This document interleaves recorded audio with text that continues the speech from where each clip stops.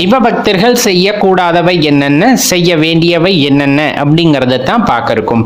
அதுல முதலாவதா நம்ம என்ன செய்யக்கூடாதுன்னு பார்த்தோம்னா, பிற தெய்வங்களை இகழ்ந்து பேசுதல் எக்காரணம் கொண்டும் கூடாது. இந்த இடத்தில் நமது பக்தி அல்லது அந்த ஆத்மாத்மான பக்தி என்பது சிவனை பிடித்து கொண்டிருக்கும். அந்த நேரத்தில் மற்றவர்கள் எவரேனும் தவறாக பேசினாலும் நாம் எக்காரணம் கொண்டும் எந்த இறைவனையும் தவறாக பேசக்கூடாது. காரணமும் சொல்கின்றேன், கேட்டுக்கொள்ளுங்கள். நம்முடைய நம்பிக்கை என்னவென்றால், எல்லா உயிர்களும் எல்லா தெய்வங்களும் சிவத்தினுள் ஒடுக்கம் அப்படிங்கிற ஒரே விஷயம். யாராக இருக்கட்டுமே, அது பூச்சியாக, புழுவாக, அல்லது கழுகாக, விலங்குகளாக, மனிதராக, யாராக இருந்தாலும் சரி, அந்த அனைத்துமே சிவத்தினுள் ஒடுக்கம். அப்ப நீங்க தெரியாம ஏதாச்சும் ஒரு தெய்வத்தை இகழ்ந்து பேசுவதற்கான வாய்ப்புகள் ஏற்பட்டு விட்டாலும் நாம் பேசக்கூடாது. அது நம் சிவபெருமானையே தவறாக பேசுவதற்கு ஈடாகிவிடும். அதனால் எந்த தெய்வமானாலும் அந்த தெய்வத்தில் உள்ள சிவத்தை ஏற்றுக்கொள்வதுதான் நம்முடைய கடமை அப்படிங்கிறத நல்லா தெரிஞ்சுக்குங்க நண்பர்களே.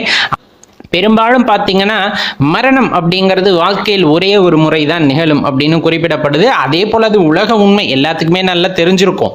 அந்த மரணத்திற்கு அப்புறம் இந்த உடல் செயல்படாம போயிடும். அதாவது எந்த இடத்தில் அப்படியே ஸ்டன் ஆகி உடலோட செயல்பாடுகள் நிற்கிறதோ, நம்மளோட இயல்பான செயல்பாடுகள் நின்று விடுகிறதோ, அதைத்தான் நம் மரணம் என்கின்றோம்.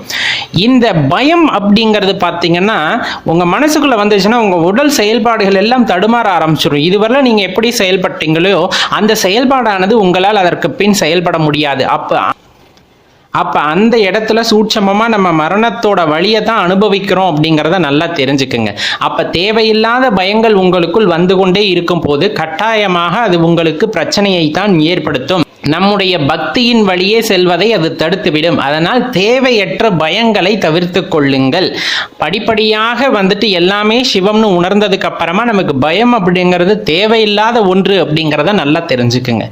அடுத்து ரொம்ப முக்கியமான விஷயம், எந்த முடிவெடுப்பதாக இருந்தாலும் சரி நிதானமாக முடிவெடுக்க வேண்டும் அப்படிங்கிறத தெரிஞ்சுக்கணும். இந்த இடத்துல எதையுமே உண்மைன்னு நம்பாதீங்க.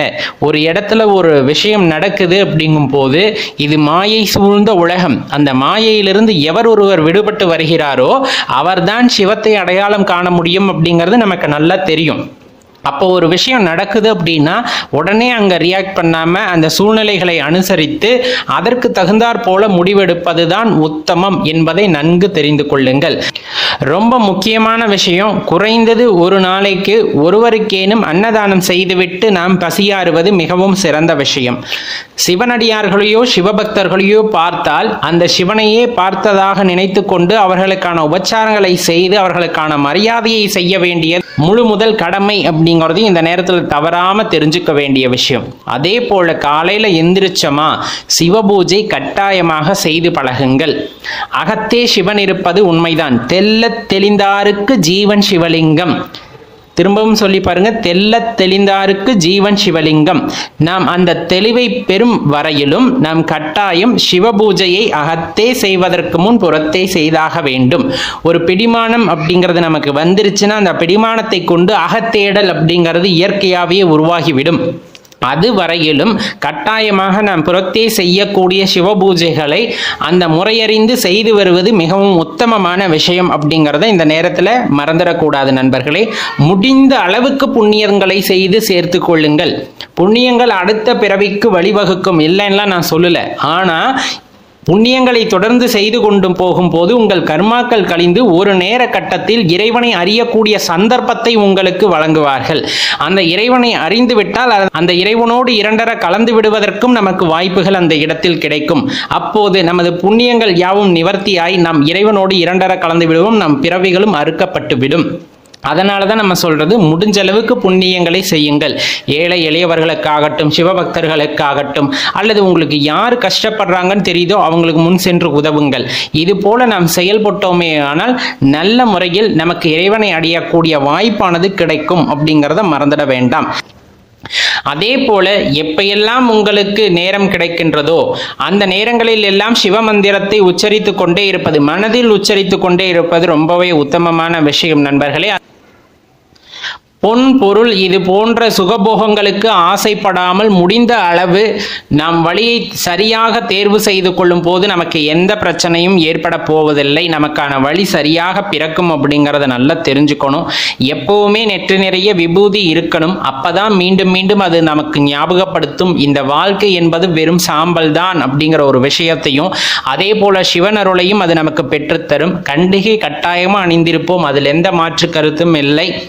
பிறர் மனது புண்படாமல் பேச வேண்டும், அது ரொம்பவே முக்கியமான விஷயம். இந்த அளவுக்கு பிற உயிர்களுக்கு பிரச்சனை ஏற்படுத்தாமல் உயிர்வதையை செய்யாமல் இருப்பது இன்னமும் சிறப்பை கொடுக்கும். ஆரம்ப காலகட்டத்தில் இறைவன் படைச்சப்ப பார்த்தீங்க அப்படின்னா எல்லா விலங்குகளும் எல்லாருமே ஒரே இடத்துல தான் இருந்தாங்க. வேட்டையாடி சாப்பிட்டது என்னமோ உண்மைதான். ஆனா மனிதனுக்கு 6ஆம் அறிவுன்னு ஒன்று இருக்கு. அந்த 6ஆம் அறிவை பயன்படுத்தி உண்மை எது அப்படிங்கிறத புரிஞ்சுக்கணும் அப்படிங்கிறது தான் அந்த மேம்பட்ட தேடுதல் அப்படின்னு சொல்லக்கூடியது. அந்த 6ஆம் அறிவை பயன்படுத்தி மற்ற உயிரினங்களுக்கு துன்பம் இழைக்கக்கூடாது, மற்ற உயிர்களை கொல்லக்கூடாதுன்னு தெரிஞ்சுக்கணும். அதுதான் ரொம்ப முக்கியம். வள்ளலார் பெருமான் சொல்கின்றார் அல்லவா, வாடிய பயிரை கண்ட போதெல்லாம் வாடினேன். அவர் அந்த வாடிய பயிருக்குள்ளேயும் ஆத்மாவை பார்த்திருக்கிறார். அதுதான் அந்த இடத்துல ரொம்பவே முக்கியமான விஷயம். அதே போலதான் ஒரு மனிதன் தெய்வமாவதற்கு அவனது அறிவை அறிய வேண்டும். அதுதான் ரொம்ப முக்கியமா இந்த இடத்துல குறிப்பிடப்படுது. அதனால பிற உயிர்களுக்கு பிரச்சனைகளை ஏற்படுத்தக்கூடாது, கொல்லாமையை தான் வலியுறுத்துகின்றோம். கொல்லாமை அப்படிங்கிறது ரொம்பவே முக்கியமான விஷயம் இந்த இடத்துல நம்ம சொல்றது. அதே போல் ஆலய பராமரிப்பு அப்படிங்கிறது ரொம்ப முக்கியம். இன்னைக்கு உங்களுக்கே நல்லா தெரிஞ்சிருக்கும் சிவன் கோவில்கள் இருக்கின்ற நிலைமை என்னவென்று.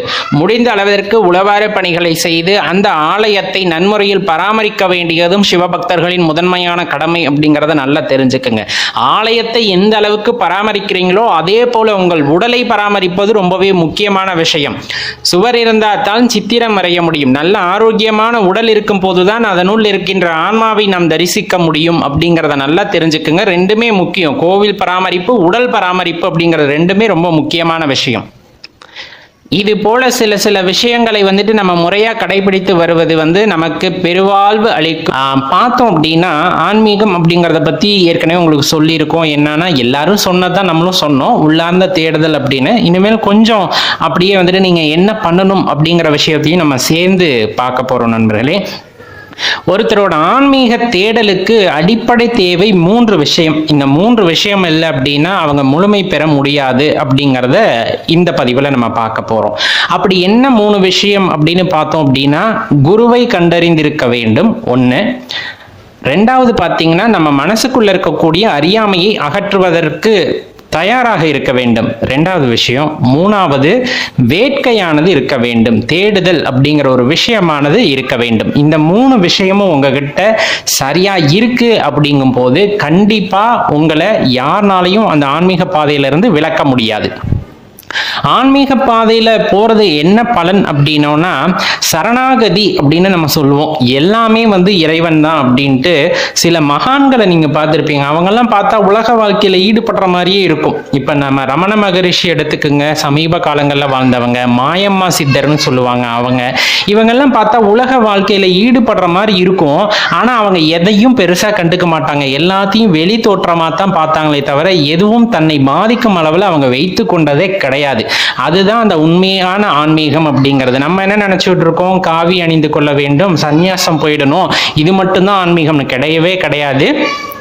உலக வாழ்க்கையில் ஈடுபட்டிருந்தாலும் தான் யார் என்பதை தெளிவாக உணர்ந்த ஒருவர் உலகத்தில் நடைபெறக்கூடிய எல்லா நிகழ்வுகளிலும் கலந்து கொண்டாலும் அதிலிருந்து தனித்திருப்பார் அப்படிங்கிறது தான் ரொம்ப உண்மை.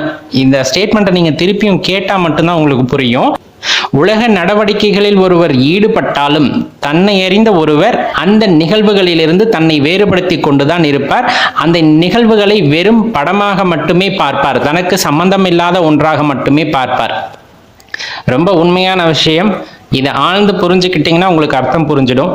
சரி, இப்போ என்ன அப்படின்னா, நம்ம அந்த சொன்ன 3 விஷயம் ஏன் தேவை அப்படிங்கிறது தான் பார்க்க இருக்கோம். முதல்ல சரியான குரு கிடைக்க வேண்டும். அதாவது குரு கிடைக்கிறதுங்கிறது வேறங்க. அதாவது இப்போ நிறைய டீச்சர்ஸ் இருக்காங்க. நம்மளும் ஸ்கூல்ல நிறைய டீச்சர்ஸ்ட படிச்சிருப்போம். சில டீச்சரை ரொம்ப பிடிக்கும், சில டீச்சரை பிடிக்கவே பிடிக்காது. சில பேரை பார்த்தா சரி அப்படின்ட்டு போவோம். இதுல எந்த டீச்சர் எனக்கு தேவையானதை கொடுத்தாங்களோ அவங்கள நான் நல்ல டீச்சர் அப்படின்னு நான் நினைச்சுக்கிறேன். அவ்வளவுதான் ரொம்ப முக்கியமா சொல்ல வேண்டும். அதற்காக நமக்கு பிடிக்காத டீச்சர் சரியான டீச்சர் இல்லைன்னு சொல்லிட முடியுமானா கிடையவே கிடையாது. அந்த டீச்சரை வேற 4 பேத்துக்கு பிடிச்சிருக்கும், அவங்க கிட்ட அந்த ஈர்ப்பானது இருந்திருக்கும். அப்ப சரியான வகையில் ஒரு குருவை தேர்ந்தெடுத்தல் அப்படிங்கிறது என்னன்னா, கண்டிப்பா ஆன்மீகத்துல உண்மையை உணர்ந்த ஒருவர், அதாவது ஏட்டளவுல மட்டும் எல்லாத்தையும் படித்து நமக்கு சொல்பவராக இல்லாமல் அவரதின் அனுபவத்தின் வாயிலாக நமக்கு வழிகாட்டுகின்ற சத்குரு கிடைக்கும் பட்சத்துல தான் கண்டிப்பா நம்மளோட ஆன்மீக பாதையானது வெற்றி பாதையாக அமையும். அதாவது இந்த ஜென்மத்திலேயே நம்ம பிறவில்லா நிலையை அடைந்து விடலாம் அந்த குருவோட வழிகாட்டுதல் இருந்தா.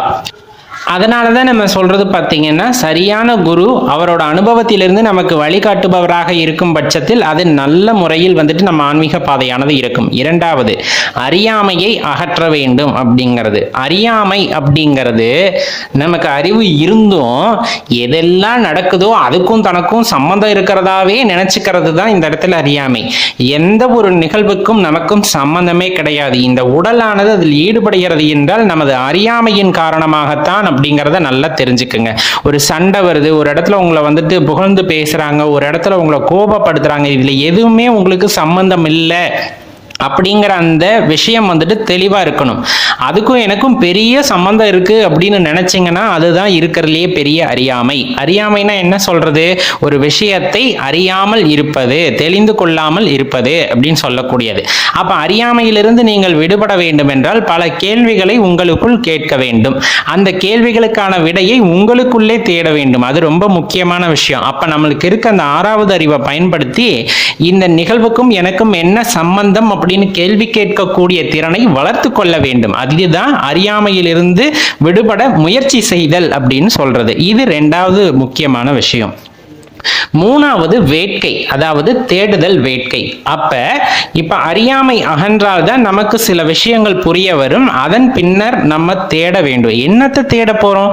நமக்குள்ள என்ன இருக்கு, உண்மையாலுமே நான் அப்படிங்கிற விஷயம் என்ன அப்படிங்கிறத பத்தி தேடுதல் இருக்கணும். இப்ப நம்ம தேடும் போது பல குழப்பங்கள் நமக்குள் எழும். அந்த குழப்பங்களுக்கெல்லாம் விடை கிடைக்க வேண்டும் என்றால் நமக்கு சத்குரு தேவை. அதாவது தனது அனுபவத்தின் வாயிலாக இறைவனை அறிந்தவர் நமக்கு குருவாக இருக்க வேண்டும் அப்படிங்கிறது தான் ரொம்பவே உண்மையான விஷயம். அப்படி பார்க்கும்போது இந்த 3 விஷயமும் ஒருவருக்கு அமைந்து விட்டால் அவருக்கு பிறப்பில்லா நிலைமை அப்படிங்கிறது அவர்களோட சீரிய முயற்சியால் கிடைக்கப்பெறும் அப்படின்னு குறிப்பிடப்படுது. இந்த 3ல ஏதாவது ஒன்று தவறினாலும் அடுத்தடுத்த பிறவிகள் நமக்கு வந்து கொண்டேதான் இருக்கும். இப்ப உண்மையான எனக்கு வழிகாட்டக்கூடிய குரு கிடைக்க வேண்டும் அப்படின்னு நீங்க மனசுல நினைச்சிட்டீங்கன்னா செய்ய வேண்டியது ஒரே ஒரு விஷயம்தான், இறைவனை சரணாகதி அடைந்து விடுங்கள். அவரோட நாமங்களை தொடர்ந்து பூஜித்து கொண்டே இருப்பதன் மூலமாக சரியான குருவை உங்களுக்கு அவர் அடையாளம் காட்டுவார். அதன் பின் உங்களுக்கு அறியாமையை போக்கக்கூடிய வழியை சத்குருவே உங்களுக்கு காமிப்பார். அதன் பின்னால் நீங்கள் தேடுதலில் ஈடுபட்டு நீங்கள் யார் என்பதை உணர்ந்து கொள்ளலாம். இதுதாங்க ஆன்மீகத்தில் இருக்கக்கூடிய பெரிய விஷயம். இந்த 3 விஷயமும் உங்களுக்கு கைகூடி வந்துருச்சுன்னா கட்டாயமா ஆன்மீகத்தில் ஒரு பெரிய இடத்தை அடைய போவது நீங்களாக இருப்பீர்கள் என்று நம்மால் உறுதியா சொல்ல முடியும். நண்பர்களே, உங்கள் தேடுதலை தொடங்குங்கள். உங்களுக்கு எந்த வயதாக இருந்தாலும் சரி, எனக்கு 15 வயசு தான் ஆகுது, எனக்கு 30 வயசு தான் ஆகுது, நான் ஆன்மீகத்தில் ஈடுபட முடியுமா? கண்டிப்பா நீங்க ஈடுபட்டீங்கன்னா, நீங்க யாருன்னு தெரிஞ்சுக்கிட்டீங்கன்னா அதுக்கப்புறம் உங்களோட வாழ்க்கை ரொம்ப இனிமையா இருக்கும். அதற்காக இந்த உலக வாழ்க்கையிலிருந்து நான் விடுபட வேண்டுமா அப்படின்னா கட்டாயமா கிடையாது. உங்களை உணர்ந்த பின்னர் இன்னும் வாழ்க்கை இனிமையாக இருக்கும் அப்படிங்கிறதான் நம்ம இந்த நேரத்தில் சொல்லிக்க வேண்டியது இருக்கிறது. நண்பர்களே, எல்லோரும் ஆன்மீக பாதையில் திரும்பிவிட்டால் இந்த உலகத்தில் போட்டி பொறாமைகள் இருக்காது, வஞ்சகங்கள் இருக்காது, ஏமாற்றங்கள் இருக்காது, துக்கம் என்பதே இருக்காது. அப்படிங்கிறதுனால தான் நம்ம முன்னோர்கள் அன்னையிலிருந்து இன்ன வரலும் ஆன்மீக பாதையில் செல்வது மிகவும் உத்தமம் அப்படின்னு குறிப்பிட்டு கொண்டிருக்கிறார்கள். மறவாமல் நீங்களும் அந்த பாதையில் பயணிக்கும் போது கட்டாயமாக நமக்கு நன்மை நடைபெறும் அப்படிங்கிறத ஞாபகம் வச்சுக்கோங்க. மீண்டும் ஒரு முறை நான் கூறிக்கொள்கின்றேன், உண்மையாக ஆன்மீக வேட்கையில் இருக்கும் நண்பர்களுக்கு இந்த பதிவை பகிருங்கள், அவர்களும் பயன்பெறட்டும். நண்பர்களே, நன்றி, வணக்கம்.